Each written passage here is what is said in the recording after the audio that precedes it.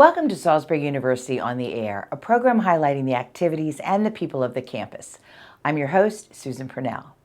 Salisbury University has a long tradition of partnering with the greater community through numerous campus-wide community engagement events, like the Big Event, I Love Salisbury, and more. But did you know that each of the schools and colleges at SU have their own areas and they connect with community members on a regular basis? Today, we'll discuss one of those schools, the Charles R. and Martha N. Fulton School of Liberal Arts, and its efforts in the community. Here to talk about those connections is Dr. Maarten Pereboom, Dean of the Fulton School. Good morning, Maarten. Thank you for being here. Hi, Susan. Great to be here. Great to see you again. So, when people hear the words liberal arts, I think there's a lot of questions. What does that really mean? So I guess that's my first question, along with, and what is the importance of a liberal arts education? Well, liberal arts education really offers students the opportunity as young adults to embrace the opportunity that lies before them, especially in a free liberal society. In other words, it's a great opportunity for them to think about personal growth, but beyond that, their professional formation and their role as citizens. And so what we do is give them access to all kinds of great courses and programs that allow them to explore their interests, but to set a course for their adult lives and to develop those skills that will really be foundational to their success as adults. So you think about the academic things like research, analysis, communication skills, which are so super important. But beyond that, leadership, team building, being a good team member, creativity, just being aware of what's happening in the world in terms of our democracy and our culture, and just being able to be a thoughtful, participating citizen in that world. Teaches you to think. Teaches you to think, and think independently, but also to think in a way that's responsible and grounded in science and reason. That's a good answer. Now, I'm sure when many people think about the Fulton School, they think about the Byron Performing Arts Center. I certainly do. And I know with COVID, there have been some hurdles to overcome. Tell me a little bit about how that's been in this environment. Yeah, well, and I really have to hand it to my colleagues in the performing arts because they got socked, of course, with the pandemic. Everything shut down in terms of any kind of live performance and even the kind of activities that are sort of foundational to those programs in the performing arts. That involves proximity, right, and physical contact, and so that was all off the table. And so they really had to rally and rally quickly, and they did, to look at alternative ways of instructing students, to working together, and putting performances online via streaming. So we've learned a whole lot about that. So that's where that creativity piece that the arts, of course, are so important for really came into play. And a new skill set. Now everybody knows how to do streaming, right? Absolutely. We've all become more technical than we were anyway, right? Yes, and more patient. And more patient. Fulton School students contribute in so many ways, and I know their work is on display all over the place, be it sculptures, glass blowing, paintings. Tell us where we can find some of the products of their work. Yeah, well, we have two gallery spaces, so I would start with that. The University Galleries in Fulton Hall, and that soon will be featuring work from our seniors, as it does every spring. And in addition to that, we have the downtown gallery space in the building that was so generously donated to the university a few years ago. We have a beautiful state-of-the-art facility there. That is. Yep, and it's just upstairs from Salisbury Art Space, which we also support in that space. So downtown is really becoming a lively arts and entertainment district. So those two spaces are open, and you can visit those now to see artwork on exhibit.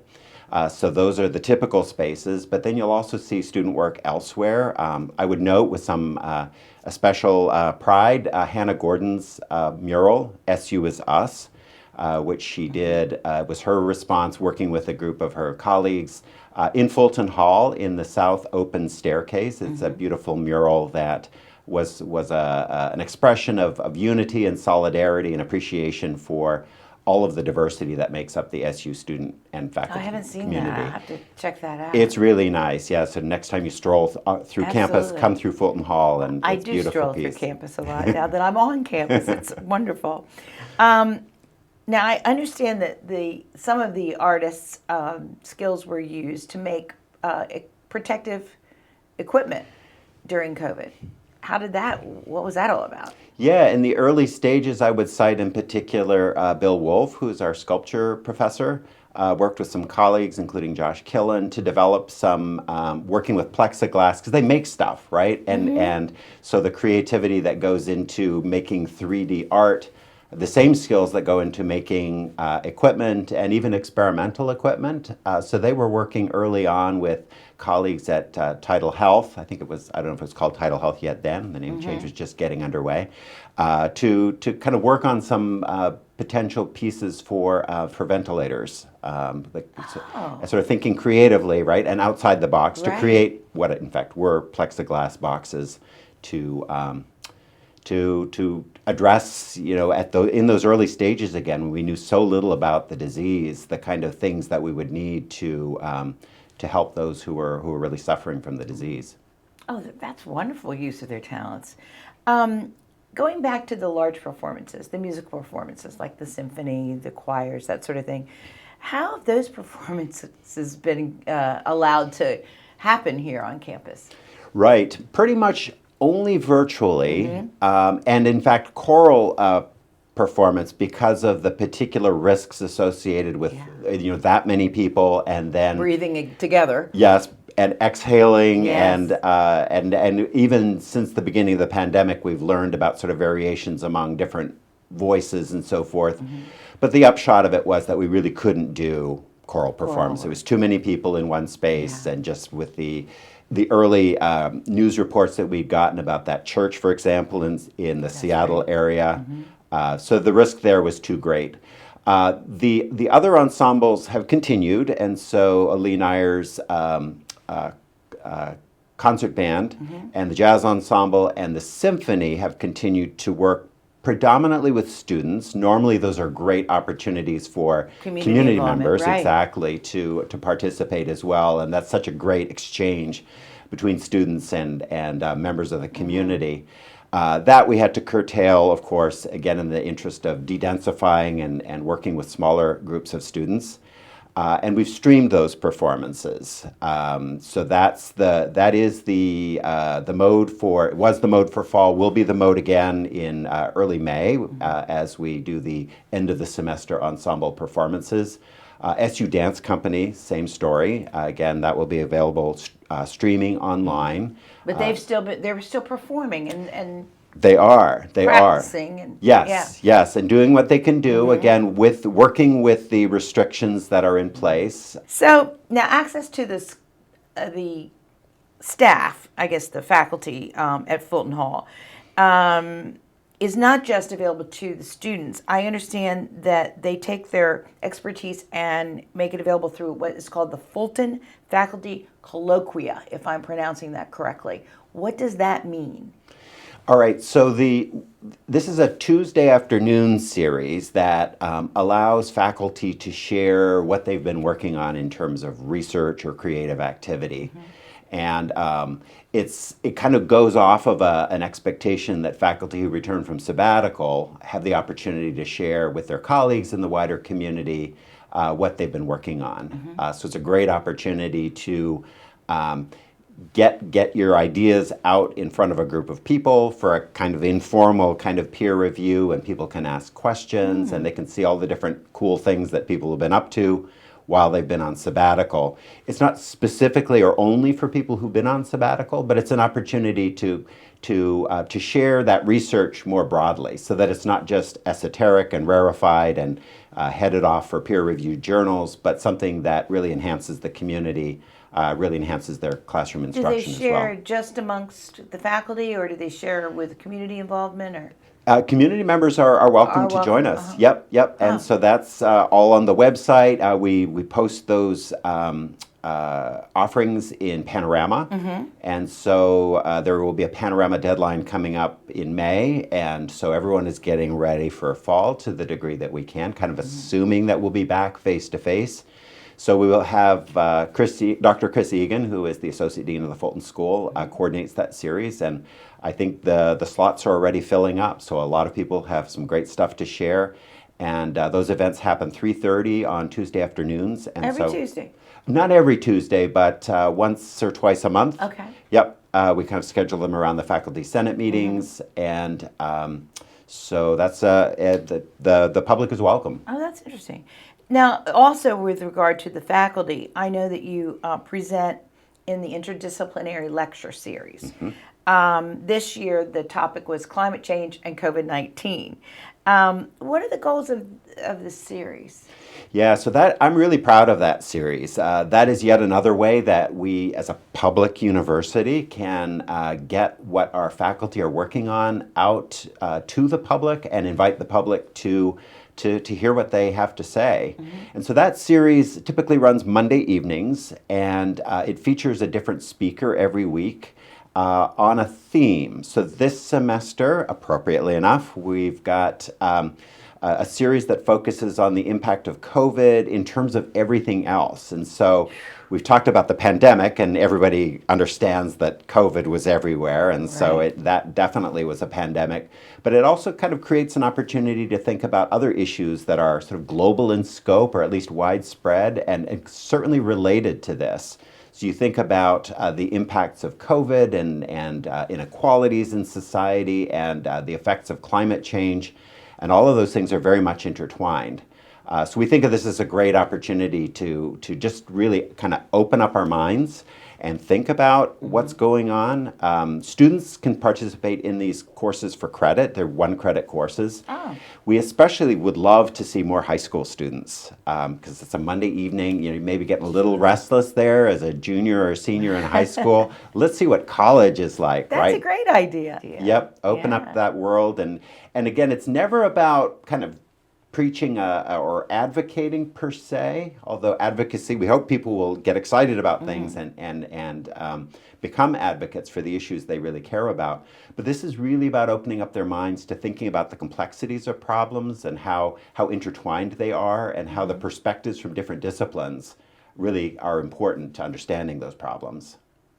That's great. I think that you ought to find some way to invite those high school juniors and seniors to it. I don't know how you do that, but... Well, we're actually really kind of opening up the whole idea of dual enrollment. Dr. Mike Scott, my colleague in the Henson School, has really been a leader in terms of working with the local schools to kind of illuminate the possibilities. It's always been out there as something that students could do, but there are a variety of obstacles for various reasons that aren't too interesting to explore here, but that have kind of stood in the way of that. But we're kind of opening that up, and this is a really great opportunity, I think, for students to sample. For students locally, especially, who might be feeling that kind of restlessness I was talking about a second ago, realizing that the Salisbury University is connected, right, to the rest of the country, to the world, that there's a lot that happens here that they might not be really aware of until they get on campus and kind of see what is all happening here and what the exciting avenues to explore right here in Salisbury. And think of Salisbury University as your portal to the world, right?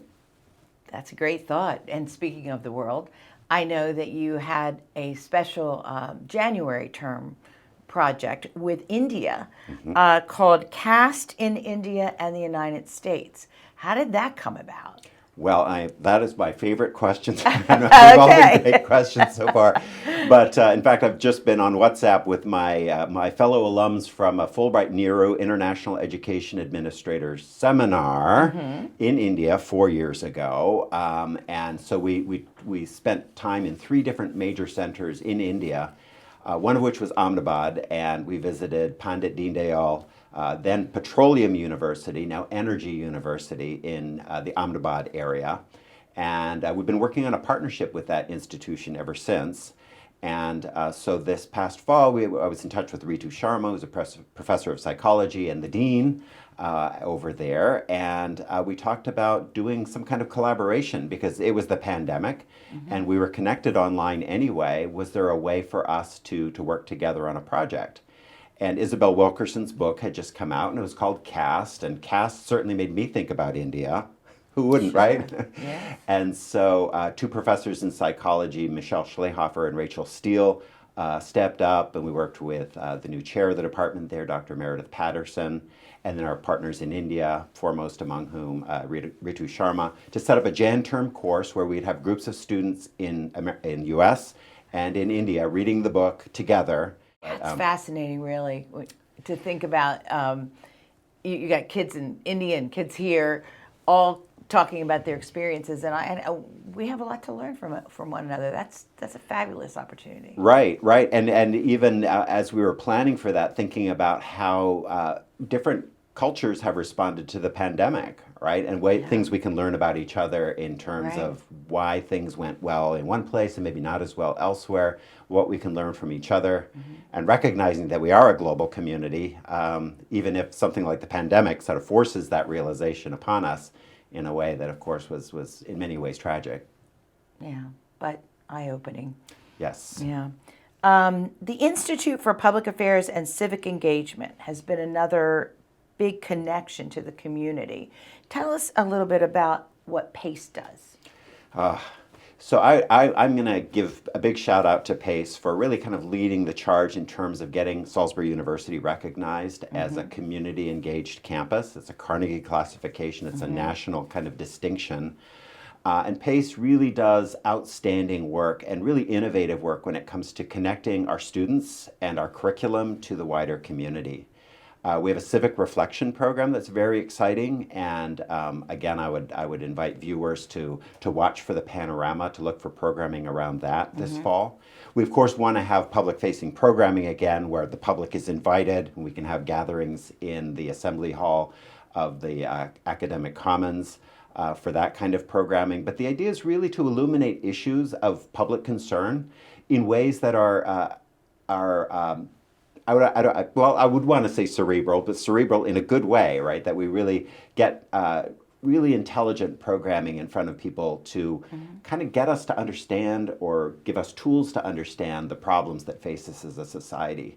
More specifically, this spring we did a series which was just amazing. We had an alum who was a great admirer of, so appreciative of the work that he had done with Harry Basehart as a student here years ago. And is now a political campaign organizer in D.C. And so the series was The Art and Science of Running for Public Office. So it really gave students the tools. It's kind of a mini course, really, in how to run for public office. So how do you understand, how do you work with social media? How do you fundraise? How do you get organized? What are the steps? What do you do when?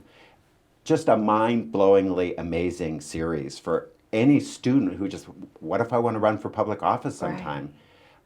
Is it just students that attend this? No, it was, again, open to the public. Oh, that's great. And we had participation from across the state, and I think even out of state, people, and it was all online, of course, because it was this spring. We're excited about doing something like that again, maybe as soon as next year. The other thing I'd want to say with respect to PACE is that the Sarbanes Lecture Series is back. That was a series that was started initially when Senator Paul Sarbanes, of course, who has since passed, was in his last term in the Senate, and he was able to help us bring to campus members of Congress and senators especially to talk about serving their country through Congress, which again is something that's really important for us to wrap our minds around. It's very easy to be cynical, right, about politics these days, and yet it takes, we hope, a certain degree of idealism and commitment to the common good to get people to run for office and serve. And so that series years ago brought, and we were very intentional about ensuring that was bipartisan, right? That we had Senator Richard Lugar, for example, at the same time that we had, before she was Speaker, Nancy Pelosi. So that series hasn't really done much lately, but it's back now that the Senator Sarbanes has passed. We brought it back this spring. Martin O'Malley, our former governor, spoke, and it was an online session. But in memory of Senator Sarbanes, it's our goal to revive the series and to ensure that it gets back to its instated original purpose of bringing these public figures to campus to talk about the work that they do. I think that's wonderful that you're doing that. I know for you, one of the exciting things coming up is the Summer Enrichment Academy that brings younger students onto the campus. Again, we talked about that earlier, but even younger than juniors and seniors, right? Kids in elementary school, how does that work? Yeah, so our focus for that series is actually high school student population. High school. Okay. Although we have the innovation academies that work mainly with middle school students. Okay.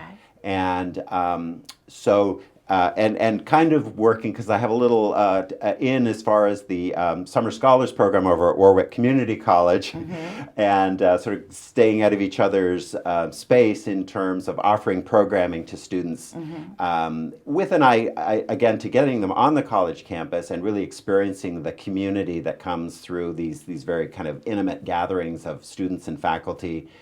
Small groups working. All subject matters, or mainly the arts, although definitely humanities as well. In fact, Dr. Christina Camarano, who does outstanding work, actually with elementary school students as well, in philosophy in schools.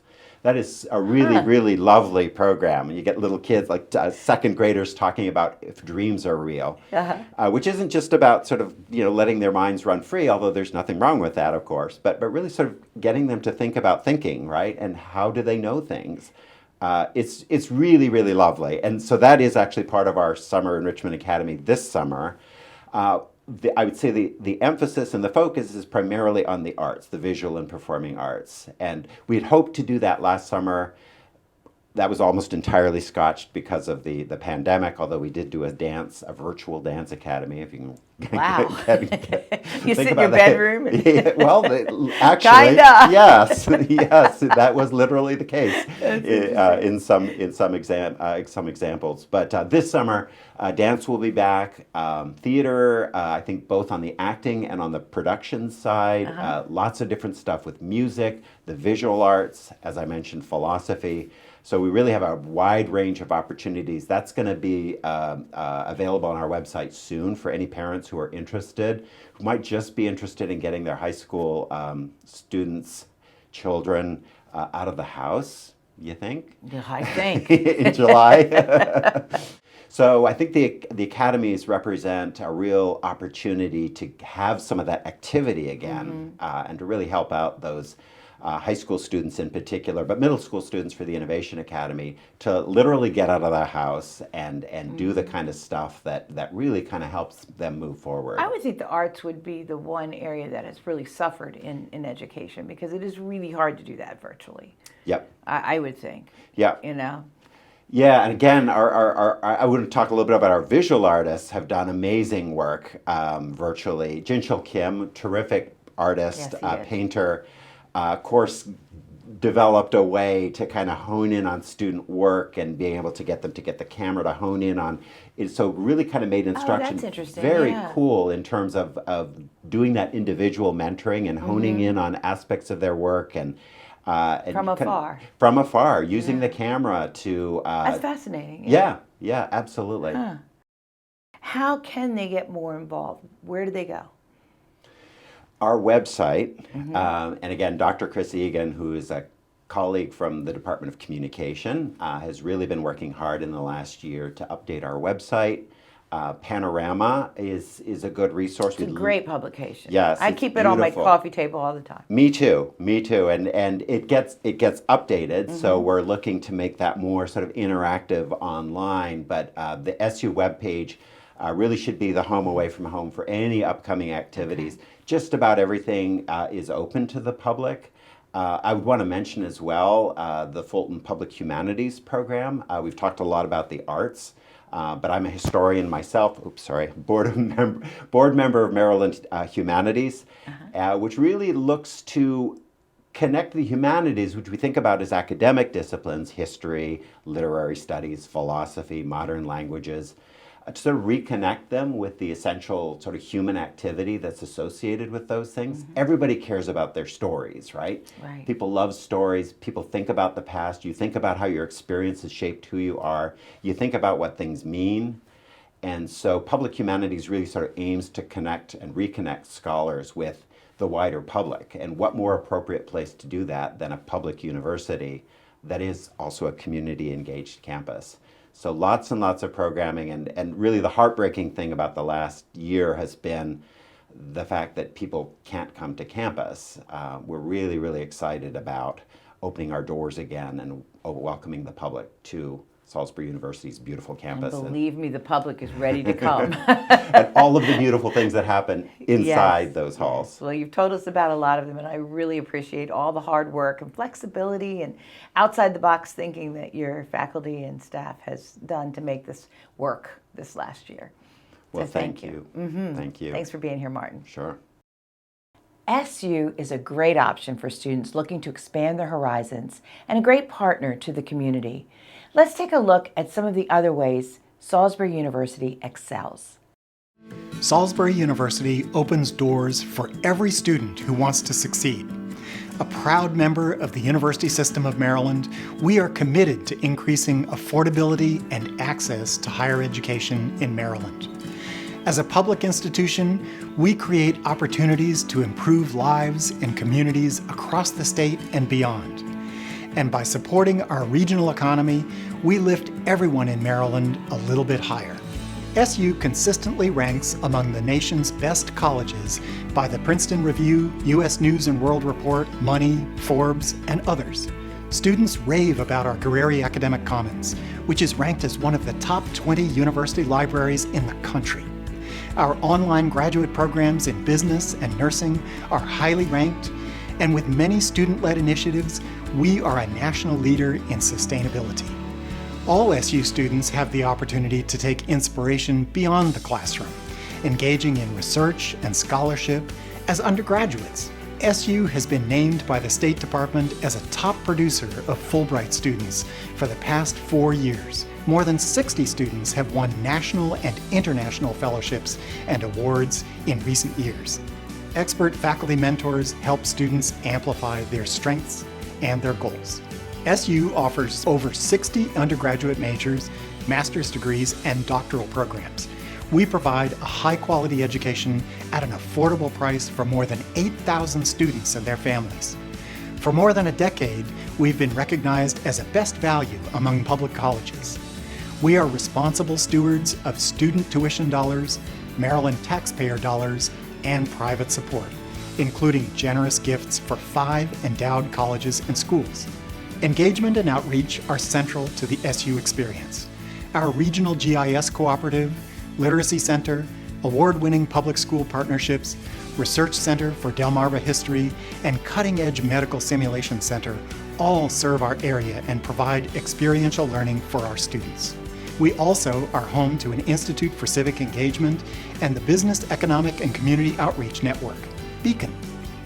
In 2020, SU received external grants and contracts totaling over $6.2 million for efforts including college and career readiness, opioid-impacted family support, nursing shortages, and scientific research. SU provides an excellent education right here in Maryland, where more than 37,000 alumni have stayed to invest in their state. Graduates contribute to Maryland's workforce as teachers, nurses, civil servants, corporate leaders, and entrepreneurs. We proudly salute over 1,300 alumni business owners. We partner and develop the next generation of talent on the Eastern Shore, including through our Mid-Atlantic Sales and Marketing Institute.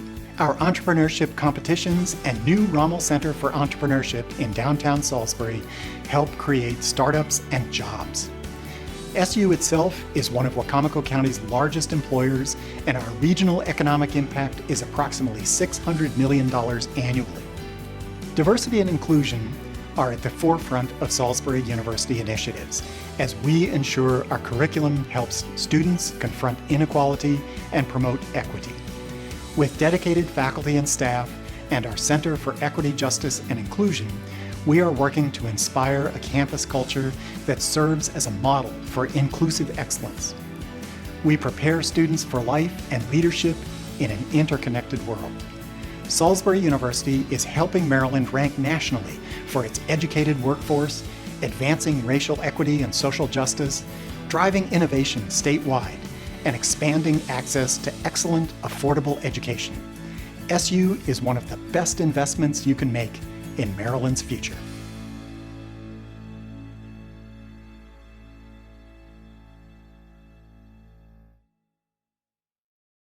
We heard from Dr. Pereboom about all the ways that SU and the Fulton School continue to interact with the community. Let's take a look at some of the virtual campus events open to all in April.